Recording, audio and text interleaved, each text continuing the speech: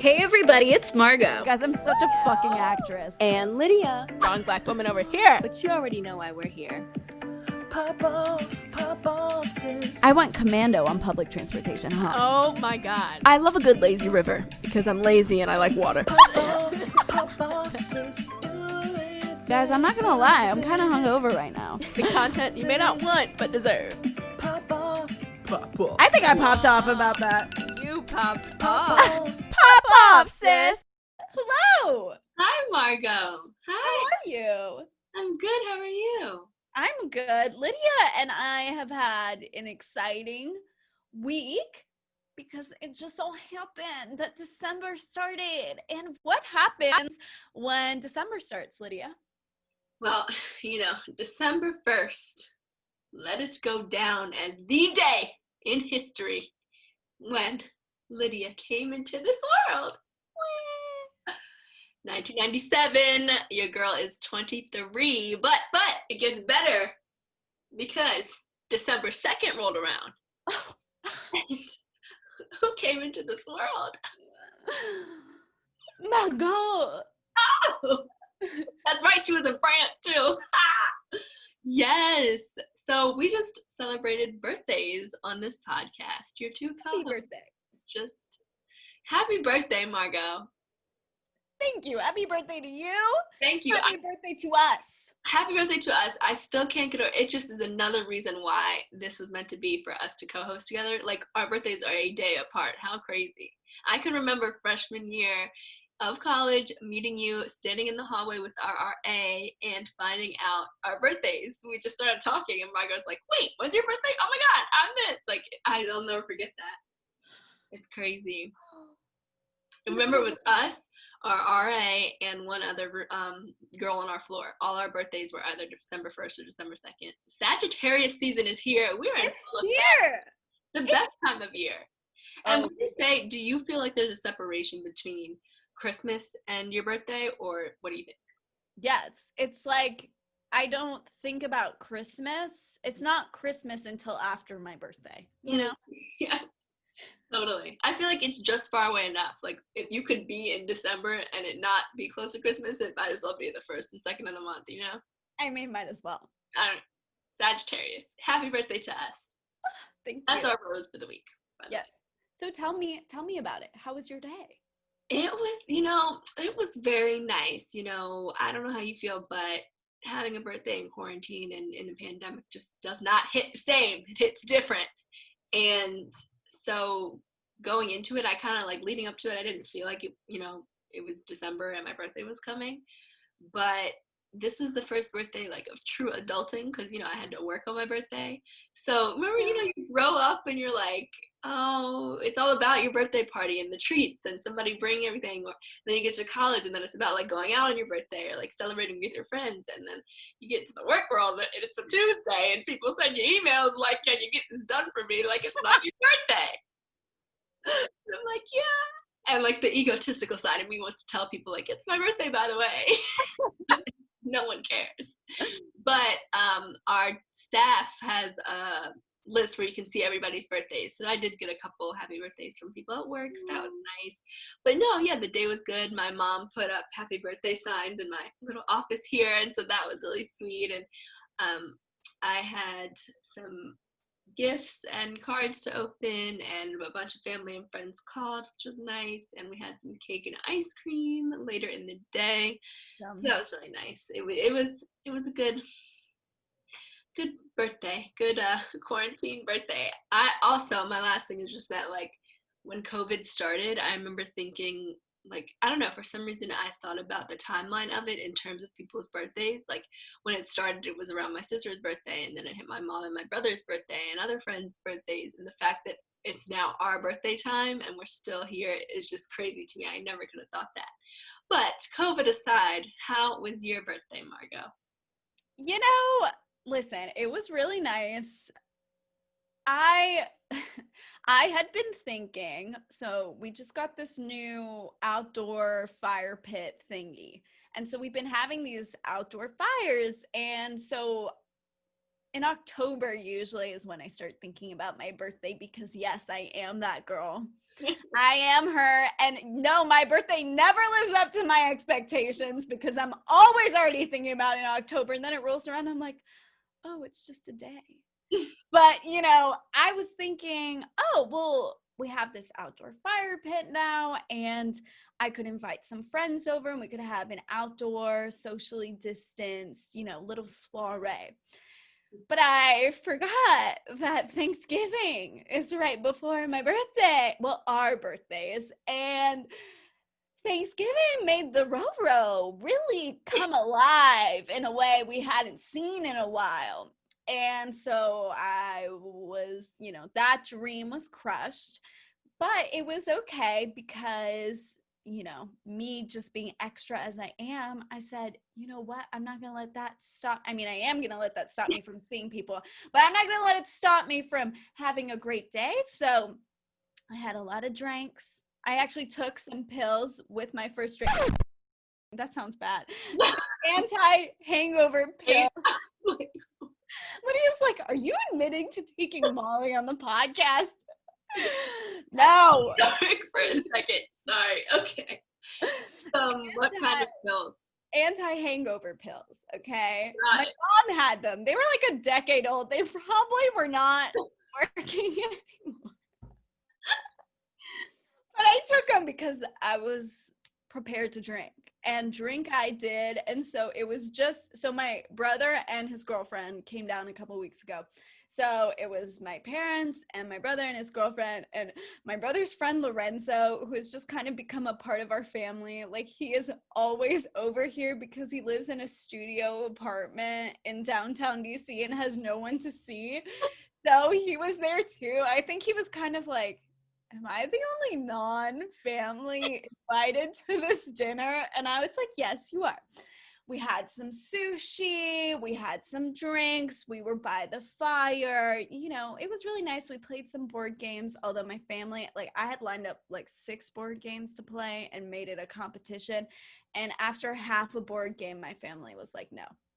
Really? See, I'm all about games. Oh, I wish I was there because I would have loved. Yeah, that sounds like a perfect day. Oh my gosh, they were like, we're done. Game over. Game over. No. Yeah. But it was good. It was a nice time. That's awesome. That sounds like a great day. What is poppin' this week? Okay, there's a lot going on this time of year. It's holiday season. Things are getting dropped left and right, including the Plastic Hearts album by Miley Cyrus. Now, let me tell you, I've only listened to like 2 songs, but they were really good. So for right now, it's got my seal of approval. Did you listen to any, Lydia? I'm in the same boat as you. I've only heard a few, but I've been watching a lot of her recent interviews talking about some of the songs in the album, and she's not holding back. I think there's a plenty of shade on there about Liam Hemsworth himself. She, I think, is just, Miley is here for this post-divorce life, and she is sharing it with us in this album. So I'm excited to finish it because I need to. I know, me too. She really seems like she's thriving. Yeah. And just quick little interlude is that I was watching her interview with, oh my God, what is his name? Howard Stern? Yes, Howard Stern. Ah, twins. And when she was talking about how she writes lyrics and songs is based in whatever she's feeling in that moment. So it's interesting because he was asking her specifically about a song where she says, it's very clear it's about Liam. And she's like, I don't miss you at all in this song. And she said, well, yeah, that's what I was feeling in that moment. That doesn't mean it's what I'm feeling all of the time, but my songs are always a part of me, a truth that I am living. So I just thought that was really cool. And she's just kind of a baller. She's just really cool. Yeah, I was telling my brother the other day, I feel like she genuinely isn't that like much of a diva or anything. Like, just, I know, you know, artists can always show us the side of themselves that they want us to see in their interviews and whenever they're being filmed, but she just seems like a cool person that like is from the South and, you know, has this success and knows she's talented, but like is just a normal person that has an interesting life. So Yeah, for sure. Congrats on the new album. Congrats, Miley. Thank you for listening. Also, we're big fans. Oh yeah. Hi, Miley. When you see this, hey girl. Some other great things that have been coming out. The Queen's Gambit, really good. Got again lots of good reviews.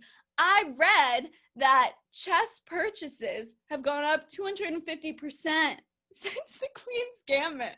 That's hilarious. So that's kind of funny. And I think the most important news as of late is, guys, the vaccines are coming. They're arriving very shortly, and I'm happy. I'm also a little terrified. What is life when you can go outside your house?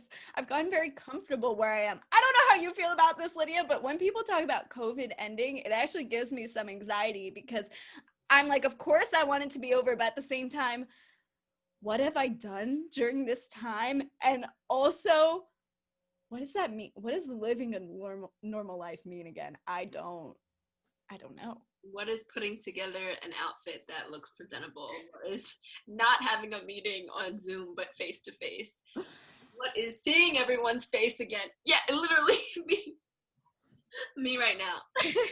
What is seeing the lower half of people's face gonna be?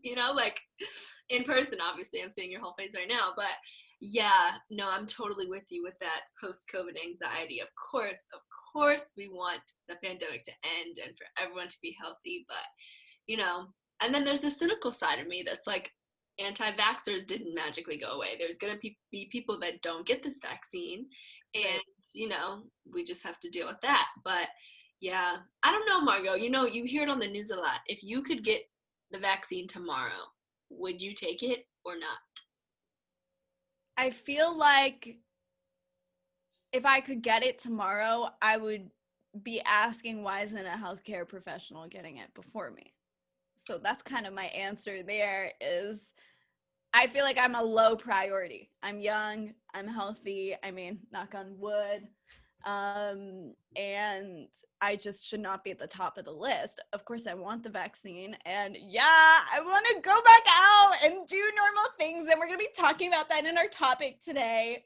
While they still last, I want to do normal things, but I don't know. How do you feel about that? Well, I just want to say, I know theater is your life, career, and passion and all that, but you might have to think about politics because that answer was quite politically correct. One that some senators and congressmen could take a note from you on that answer because that was great. So true. I'm all here for the healthcare workers, frontline workers, essential workers. They need the vaccine first. If they're not healthy, we have no chance as normal civilians. I do think that I would not get it if I was offered it tomorrow. I don't know. I've lately been on the side of like, I don't want to be the guinea pig. I know they've run trials and there's been people that have done that, but I'm good with waiting on it. If it means I'm staying indoors longer, fine, but I just want to make sure it's, fully effective and the side effects aren't going to kill me. But no, I know that this is a credible vaccine coming out. But yeah, I'm not in a rush to be first in line, nor should I be, because like you said, we're knock on wood healthy and we need to let the first responders get it first. So, but I'm very grateful and excited that it's coming.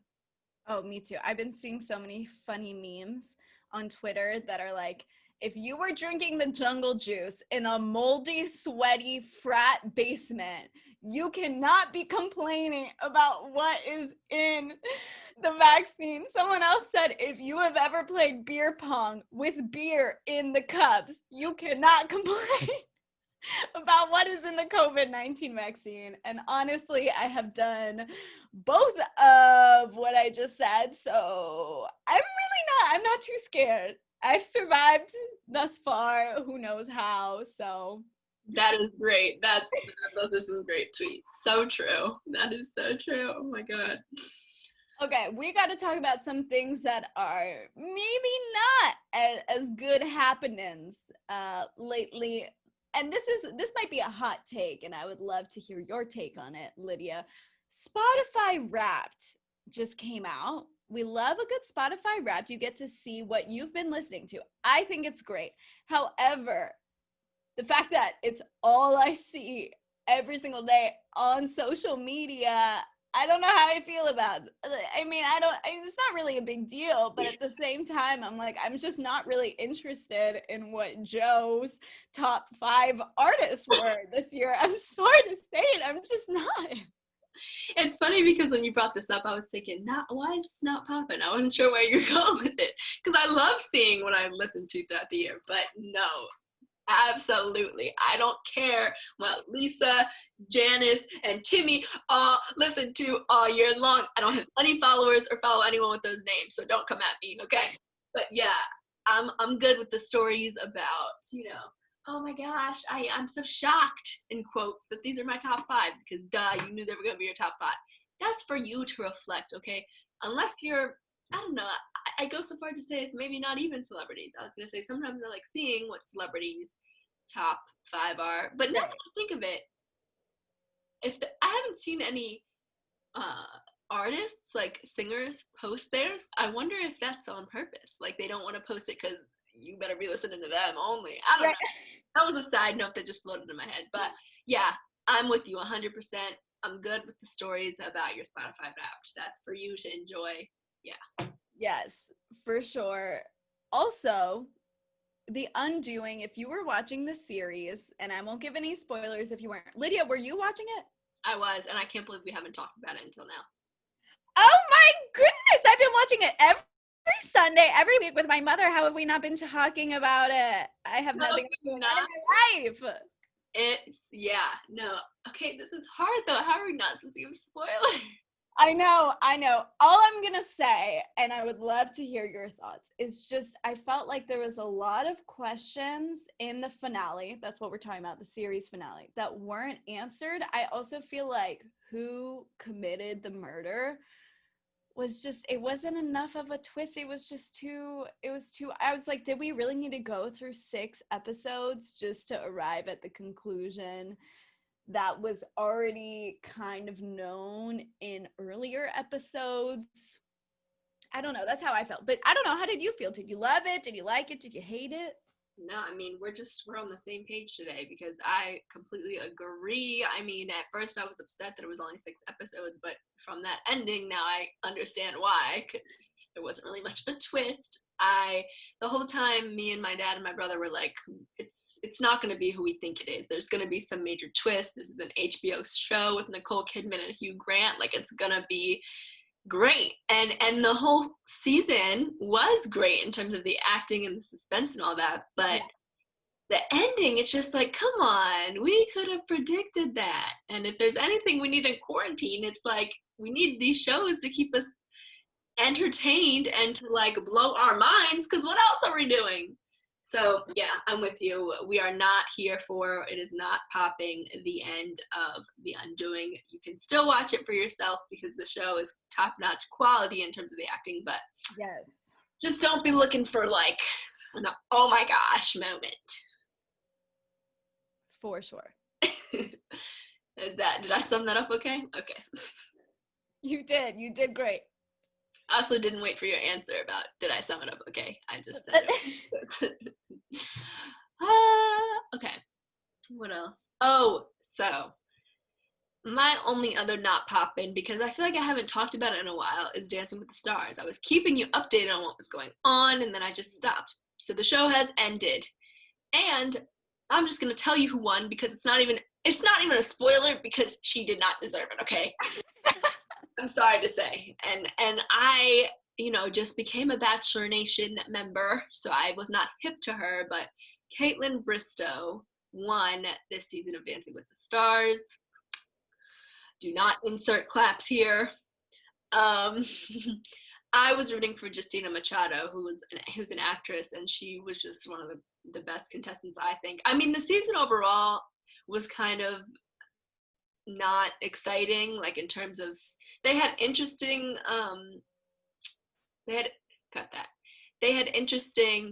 contestants, but it's been more exciting in past years, and I know the show just wanted to bring us entertainment in a scary time, so I appreciate that. But yeah, I don't know if I told you this, Margot, but I would fast forward through Caitlin's performance every week because she was the one that I did not care about at all. in terms of, Interesting. so it's just crazy the fact that I was missing the person that ended up winning. So I went back and watched a couple, and she did great. Like she definitely deserved to be in the top 4, but she was not my preferred winner. It's just, I'm very disappointed. I guess I should have never made predictions in the first place, because Carol Baskin was gone week 2 when I thought she'd be on to the finals for ratings. So don't listen to me when it comes to Dancing with the Stars. But yeah, I just want to let you all know, if you didn't know, Caitlyn won.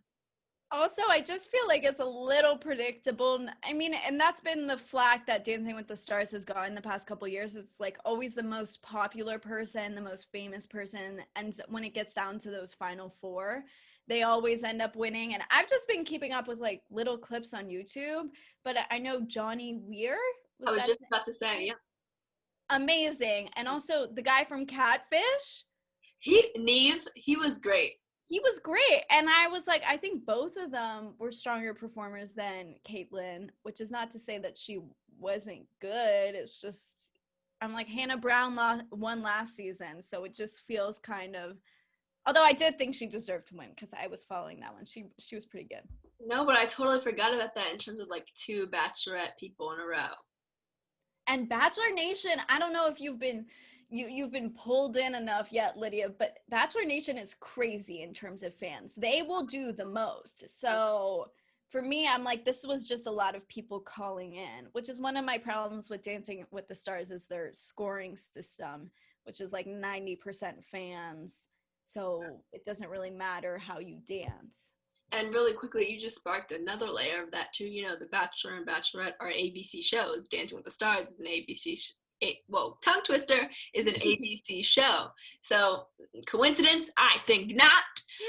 But yeah, and just what you said about Johnny Weir, like, he didn't even make it into the top 4. He's a professional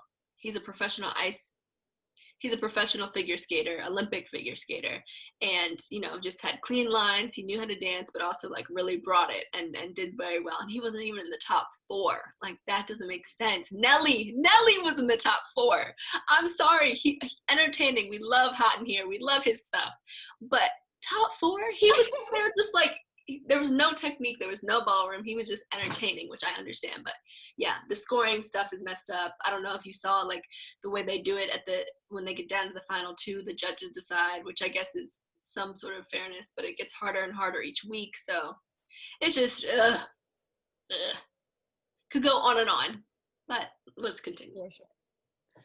Okay, so getting to our main point for this episode, we are going to talk about movie theaters.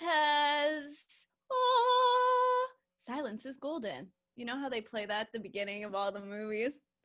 Okay, here's the thing. You might be thinking, why are you talking about movie theaters? What is interesting? Well, this is the tease. Warner Brothers decided this week, they released it in a statement, that they are going to release all of their movies for the entire year, all of their blockbusters on HBOMax. So the first announcement about this came when this was announced earlier. The very highly anticipated second Wonder Woman movie, Wonder Woman 1984, they said, which is coming out around Christmas, it might be Christmas Day, they said that they would release it on HBO Max and in movie theaters. And this was a huge blow to movie theaters because nobody's going. I mean, it makes sense. It's not really the safest thing in the world, but movie theaters were like, because all of the big blockbuster movies that were supposed to be released this year got pushed to next year. So they haven't had any big movies to even show. And they said, of course, if you're going to release the movie on HBO Max on the same day it's released in theaters, people are just going to watch it from their homes because, I mean, it kind of makes more sense.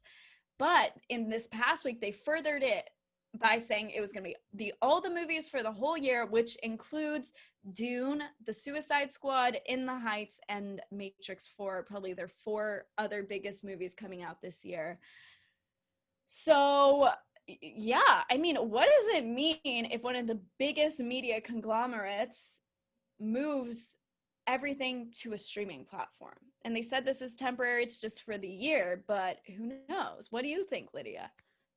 I mean, this is huge news. You know, that the movie industry or the theater industry was already so hard hit, you know, for the past 9-10 months. But I mean, all next year, they're literally hurting their whole financial 2021 year from this announcement. And I can't help but, you know, feel for the AMCs of the world, because this is gonna hurt, you know, like you were saying, the easier option is to sit at home and have your food there. You save money on snacks, you save money on tickets. I mean, you still have to have an HBOMax subscription, but that's way cheaper than going to the movies with your friends or, you know, all your family members, that kind of thing. Like, it's a huge financial blow to theaters, and it's not good at all. Like, I don't want to be so dramatic, but I might even go to say that this is the end of movie theaters.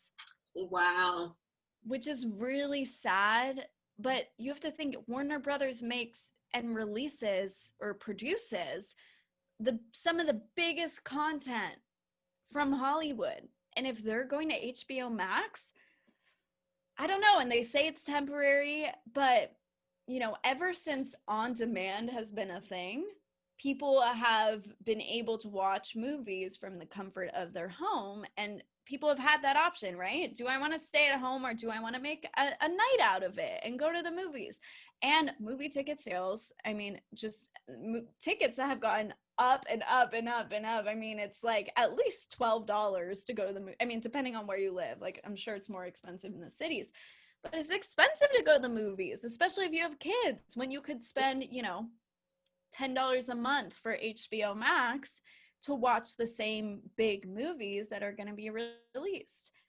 But I don't know. I really hope it's not the end, because there will be so much lost if movie theaters close. I mean, starting with the jobs. So according to IBIS World website, there are about 92,000, almost 93,000 people who work in the movie theater industry. So that means selling tickets, selling popcorn, you know, you name it.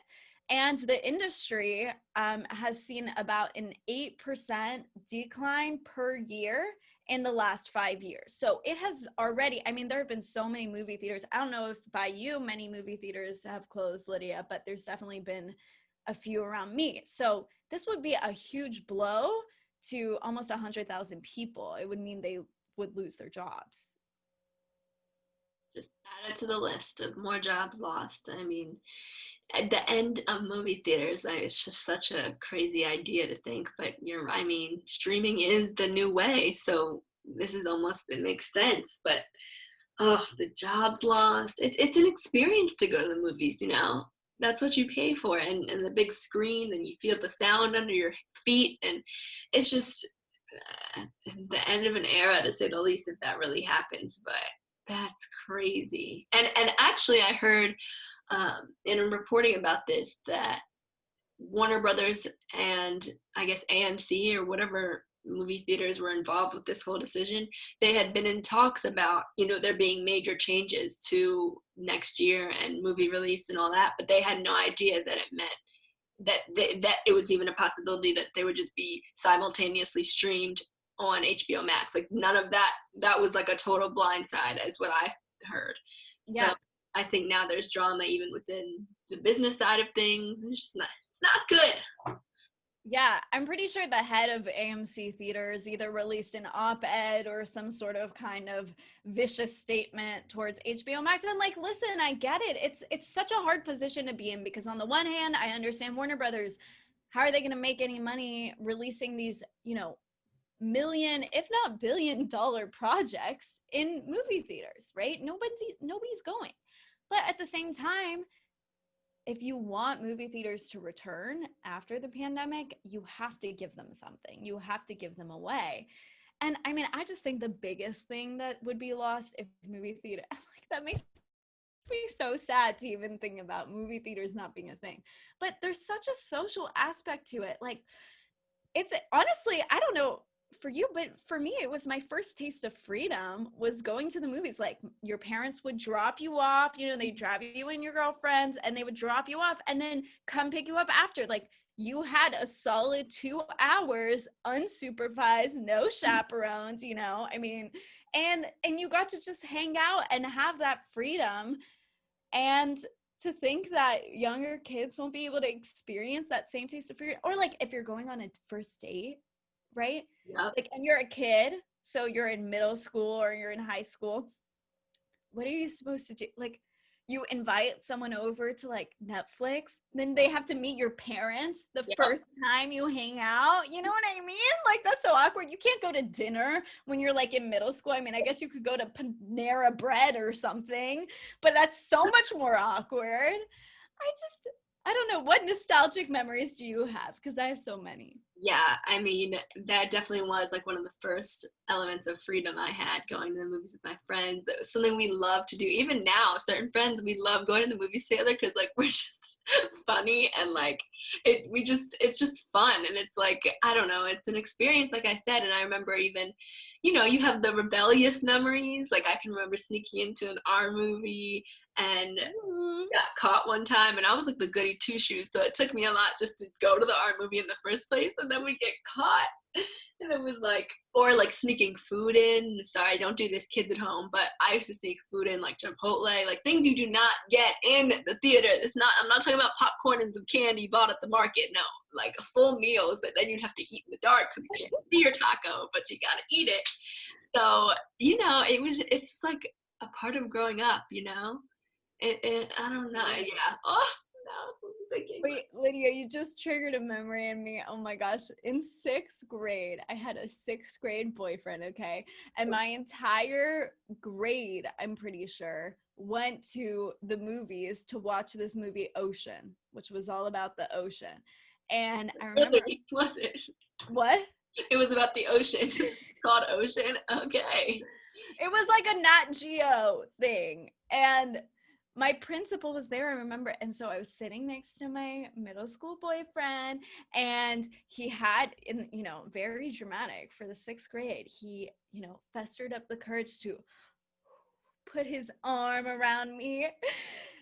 And my principal saw us, and she called us out and made us get up out of our seats and like come to the stairs. And she was like, "What's going on here?"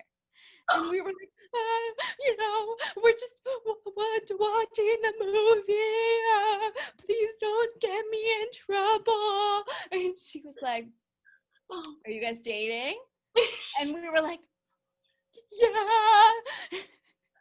And she said, "Okay, go back to your seats." And we're like, "Okay." And we were so scared the rest of the movie. We're like on, you know, as far away from each other as we could be. Oh my gosh, I forgot about that. See, how are middle school children going to be traumatized by their principals seeing them cuddle someone if the movie theaters don't exist? I don't understand why your teacher called you out on this, because she just let you go back anyway, so she just gave you embarrassment. I think she was trying to scare us, you know. That's crazy. Yeah, no, that it takes a lot to muster up that, or even just touching legs, you know, like, oh, like, does he feel it too? I don't know, that's what I used to think. I'd be like, does he know our legs are touching? The armrest. Got a hand on the armrest that just like slowly like flips up, and it's like, is someone, you know, you try to casually do it, and it's like, are they gonna hold my hand or not? And then it's like, We're like, you need something? Oh, some popcorn? Okay. Ow, take it. Oh wow. Stories, these are stories the next generation's not gonna have, you know? Maybe. I don't know, it's sad. You bring up a valid point, it could be the end. That's crazy. That's I think really 2020 just couldn't get anything. What do they got? 2020's got, let's see here, 24 more days to just get stuff in. 25. I'm be out of it. But that's I need to stop saying that, because everyone's talking about, you know, 2020's been awful, and it has. The year has, but it's not like, you know, COVID goes away on January 1st. Right. You know? Like everyone's like 2021. I'm like, it's gonna be the same, at least in the beginning. So what? Like, it's not just, I get it, this year has been awful. It's just like, don't think just because 2020 ends that things And You can take off your mask. Right. Right. You can with that. Speaking Yeah. of things we can't with, Mm, shall we move on to Savage Seconds? we shall. 3, 2, let's go. Okay, you know what I cannot with? I cannot with people who need to control others. Yes, this is about a specific story in my life. No, I'm not going to tell you about it, but I'm just going to tell you that people manipulate. They want control. They want to control other people, and they will do whatever they can. They will threaten whatever they can to get it. And let me just tell you, that is not empathetic. It's rude. It's wrong. Have better morals, and that's it. Amen. You can only control yourself. Okay, Margot, let me just say, for all my allergy sufferers out there, I can relate. I'm telling you, you don't want this life. I feel I am addicted to Zyrtec. If I don't take my Zyrtec for a day or two, I have a full-blown cold for no reason. Like, how much dust is there in the world that I'm like, my face gets big. I'm like, it's like a whole thing. That's not a good representation. The point is, I'm tired of having these fake colds that are really my allergies, is my point. Allergy colds suck. That sounds horrible. I didn't know an allergy cold was a thing. It's just, I don't even know if it is. It's just like when you just are around a lot of dust or you sit in grass and you have those kind of allergies, it just like will full-fledged, your nose will be stuffy all day. You'll be crying out of your eyes. I feel like we need a sound effect that's like, moving forward. There we go. There's our sound effect. There we go. You just did it. What do we want to? Well, do we want to let the popsters know? We want to let them know, and we're going to do it in a British accent because Lydia started this. Hey, Lydia.